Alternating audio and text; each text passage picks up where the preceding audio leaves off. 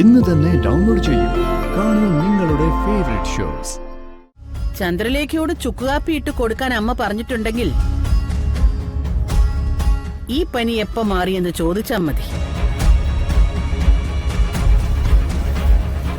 Medical സയൻസിന് ചെയ്യാൻ പറ്റാത്തത് ചന്ദ്രലേഖയുടെ ചുക്കുകാപ്പിക്ക് ചെയ്യാൻ പറ്റുമല്ലോ.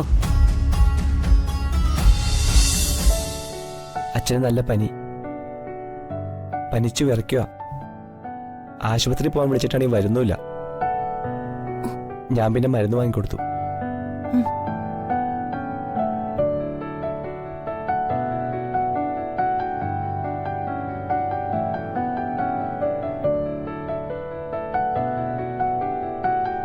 താൻ ചന്ദ്രാമ്മയെ വല്ലതും പറഞ്ഞോ?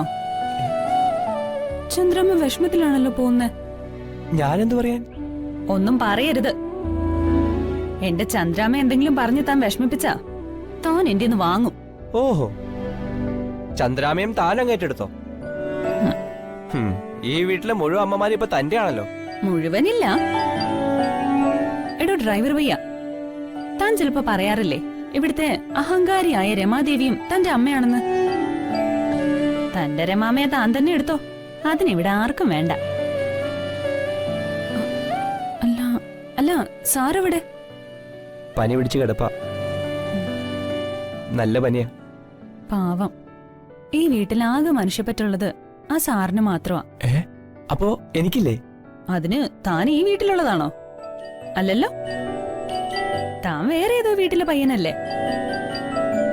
ഇതിപ്പോ താൻ പറഞ്ഞു പറഞ്ഞ് ഇവിടുത്തെ റേഷൻ കാർഡിൽ കയറി പറ്റുന്ന ലക്ഷണമാണല്ലോ. ഇനി കയറി പറ്റുമോ? എന്നാ കുടി.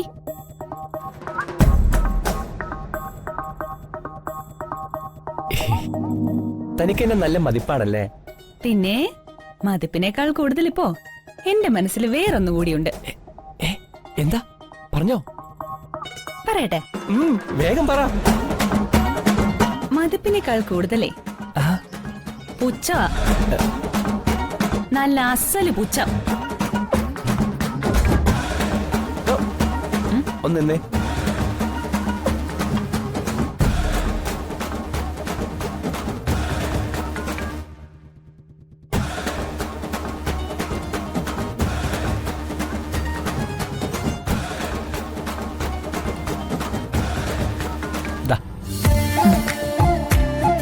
എന്നും ചന്ദ്രാമയ്ക്കുള്ളതാ, ഇന്ന് താൻ വെച്ചോ.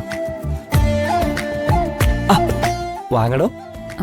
ഇതിന് വേറെ അർത്ഥമൊന്നുമില്ലല്ലോ അല്ലേ? വേറെന്തർത്ഥം? അല്ല, ഞങ്ങളുടെ നാട്ടിലെ ഇതിനൊക്കെ വേറെയാ പറയുന്നത്. അങ്ങനെ ഒരു അർത്ഥമില്ല. ധൈര്യമായിട്ട് തലയിൽ വെച്ചോ.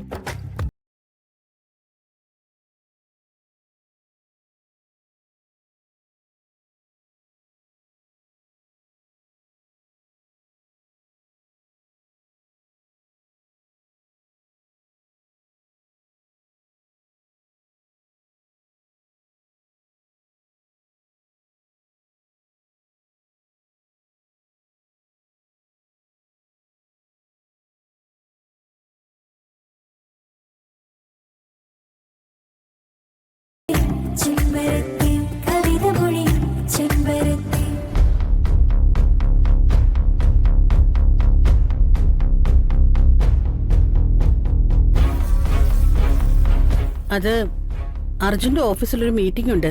ജയേട്ടൻ ഒന്ന് പോയിട്ട് വാ. എനിക്കാണെങ്കിൽ വേറെ കുറച്ച് അത്യാവശ്യങ്ങളുണ്ടായിരുന്നു. എനിക്കൊട്ടും വയ്യരമ്മേ, പനിയാ. ഞാൻ ഇന്നലെ തന്നെ പറഞ്ഞല്ലേ ജയേട്ടനോട് ഹോസ്പിറ്റലിൽ പോവാൻ. അപ്പൊ മാറുമെന്ന് പറഞ്ഞ് ഇവിടെ തന്നെ ഇങ്ങനെ ഇരുന്നിട്ടല്ലേ പനി ഇങ്ങനെ കൂടിയത്. ഒരു കാര്യത്തിനും ഇവിടെ ആരെയും കിട്ടില്ല.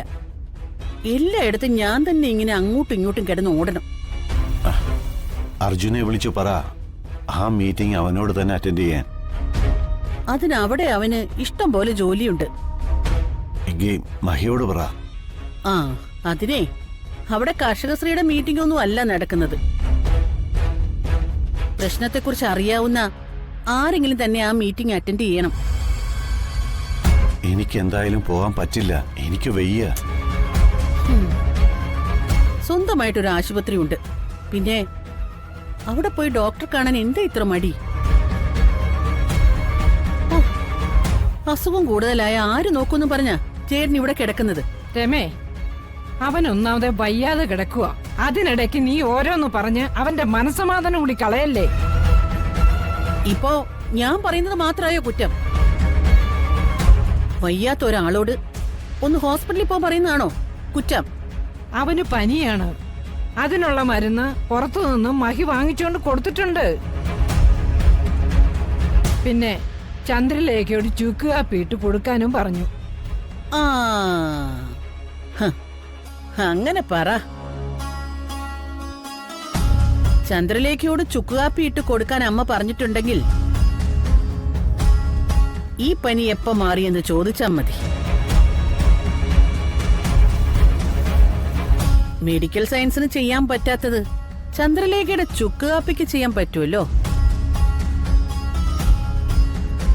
നിനക്കിതൊന്നും ചെയ്യാൻ പറ്റുകയില്ല. നിനക്കതിനൊട്ട് സമയവും ഇല്ല. നിനക്ക് സമയമുണ്ടെങ്കിൽ അതൊട്ട് ചെയ്യേയില്ല. അപ്പൊ നിനക്ക് പറ്റാത്തതേ ചന്ദ്രലേഖ ചെയ്തെങ്കിൽ എന്താ കുഴപ്പം? അങ്ങനെ എനിക്ക് പറ്റാത്തതൊക്കെ ചന്ദ്രലേഖ കൊണ്ട് ചെയ്യിക്കാനല്ല അവരെ ഞാൻ ഇവിടെ നിർത്തിയിരിക്കുന്നത്.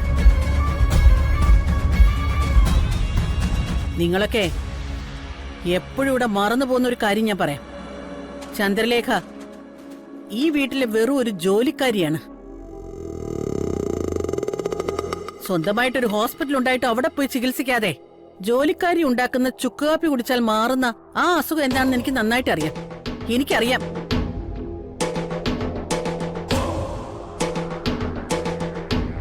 നീ പറഞ്ഞു പറഞ്ഞ് എങ്ങോട്ടാ പോകുന്നതെന്ന് എനിക്ക് മനസ്സിലാവുന്നുണ്ട്. നിന്നോട് വഴക്കൂടാൻ എനിക്ക് വയ്യ. നീ കൂടുതൽ സംസാരിക്കണ്ട ജയ.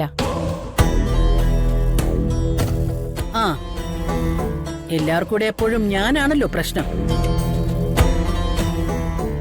ഓരോരുത്തരുടെ കാണിക്കുന്നതിനൊക്കെ ഒരു കുഴപ്പമില്ല. അസുഖം വന്നാലേ ആശുപത്രിയിലേക്ക് പോണം. അല്ലാതെ ജോലിക്കാരിയുടെ ചുക്കാപ്പി നോക്കി ഇരിക്കല്ല വേണ്ടത്. നീ അത് വീണ്ടും വീണ്ടും പറയണ്ട രമേ. നീ ഇനി അതിൽ കടിച്ചു തൂങ്ങണ്ട. ഓരോന്നോരോന്നായി പറഞ്ഞു കൊടുക്കാനേ ജയൻ കൊച്ചുകുട്ടിയൊന്നും അല്ലല്ലോ. കൊച്ചുകുട്ടിയായാലും വലിയ കുട്ടിയായാലും പറയേണ്ടതൊക്കെ പറയേണ്ട സമയത്ത് ഞാൻ പറയും.